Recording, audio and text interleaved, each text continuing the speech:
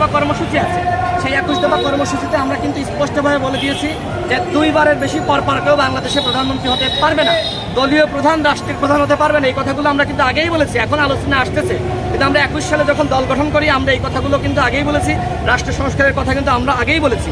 এবং যখন 2018 সালে কোটা সংস্কার আন্দোলন সফল হলো, আমরা ওই সময় বলেছি যে আমরা যেহেতু কোটা সংস্কার আন্দোলন সফল করেছি, এখন আমাদেরকে রাষ্ট্র সংস্কার করতে হবে। রাষ্ট্র সংস্কারের যে আহ্বান, এটি কিন্তু সেই 2018 সাল থেকে আমরা কিন্তু জনগণের কাছে দিয়ে এসেছি এবং অন্যান্যরাও দিয়েছে, আমরা এককভাবে বলেছি এরকম না। এবং যখন আমরা গণতন্ত্র মঞ্চের সাথে ছিলাম, ওই সময় আমরা রাষ্ট্র সংস্কারের কথা বলেছি।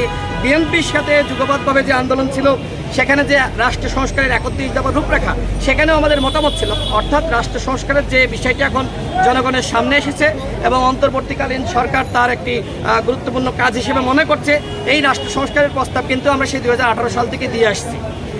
নিবন্ধন পেলেন, প্রতীকও পেলেন, এই অনুভূতিটা আমরা